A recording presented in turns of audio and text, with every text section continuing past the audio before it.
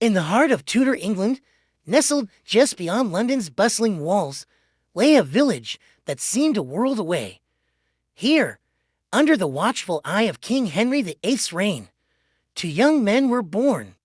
Their fates intertwined like the ivy on the old church walls.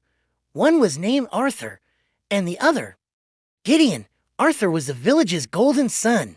His laughter was as warm as the summer sun, and his hands, though strong from labor, were always ready to help a neighbor in need.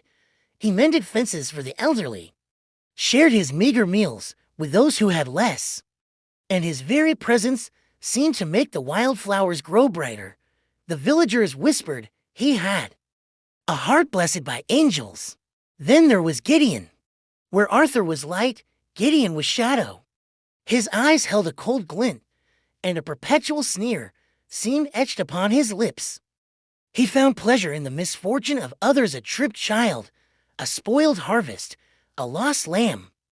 He sowed discord like a farmer sows seeds, whispering lies that turned friends into foes and casting a pall over the simple joys of village life. One year, a terrible blight swept through the fields. The wheat withered, and the specter of famine loomed over every cottage. Desperation clawed at the villagers. Gideon saw this not as a tragedy, but as an opportunity. He had secretly hoarded a small cache of grain, and now he offered it at prices so impossibly high that families were forced to trade their most precious heirlooms for a single sack. He watched them trade their wedding rings and their father's tools, his satisfaction growing with their misery.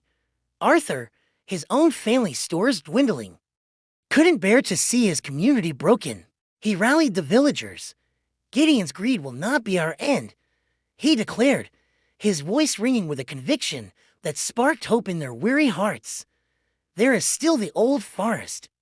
The soil there is rich, though the work will be hard.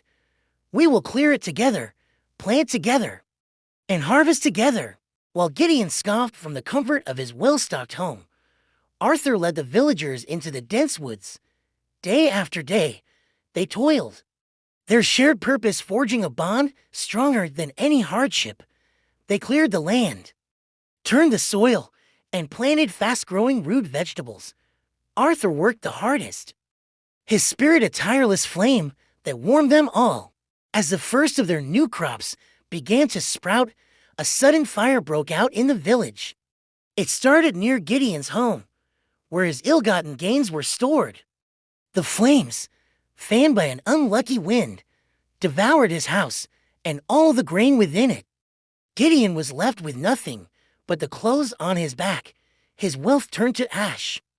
He stood alone, shunned by the very people he had exploited. The villagers, their new harvest now secure, saw Gideon's plight. They could have turned their backs, just as he had done to them. But they looked to Arthur. He approached the desolate Gideon, not with scorn, but with a bowl of warm stew from their communal pot. "We are a community, Gideon," Arthur said softly. "In this village, no one starves alone. Not even you." That simple act of kindness shattered Gideon's hardened exterior. For the first time, he saw the destructive nature of his own bitterness and the profound power of Arthur's goodness. In the quiet English village, under the Tudor sun, it wasn't a king or a battle that defined them, but the simple, enduring truth that goodness, when shared, will always triumph over the evil that isolates and destroys.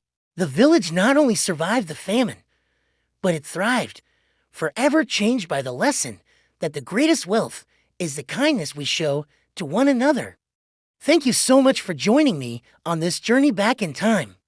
If you enjoyed this story, please consider hitting that like button and subscribing for more tales from history. We'll see you in the next video.